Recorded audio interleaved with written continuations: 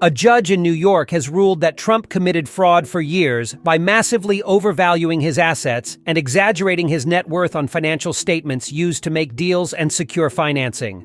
This is not just a case of boasting or inflating his ego. This is a case of breaking the law and deceiving banks, insurers, and others who relied on his statements to do business with him.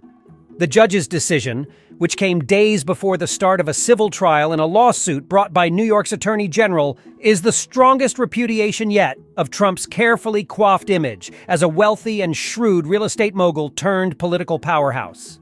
It also exposes him to potentially devastating consequences that could disrupt his and his family's ability to do business in the state. What exactly did Trump do wrong? According to the judge, he and his company used various tactics to inflate the value of his properties, such as using unrealistic assumptions, ignoring unfavorable market conditions, omitting relevant expenses, and cherry-picking favorable appraisals. For example, he claimed that his golf courses were worth more than $50 million each, when in fact they were losing money and had millions of dollars in debt. He also claimed that his personal brand was worth $4 billion, when in fact it was tarnished by scandals and lawsuits. Why did he do it? To get better loan terms, lower insurance premiums, higher tax deductions, and more favorable media coverage. He also used his inflated net worth to boost his political ambitions, claiming that he was self-funding his presidential campaign and that he was too rich to be corrupted or influenced by special interests. How did he get away with it? He relied on a disclaimer on his financial statements that said they were prepared for his own use and not for any other purpose. He also tried to intimidate and silence anyone who questioned or challenged his numbers, such as journalists, regulators, and whistleblowers.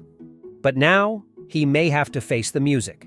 The judge's ruling means that the civil trial will proceed on 6 other claims in the lawsuit filed by Attorney General Letitia James, who is seeking $250 million in penalties and a ban on Trump doing business in New York.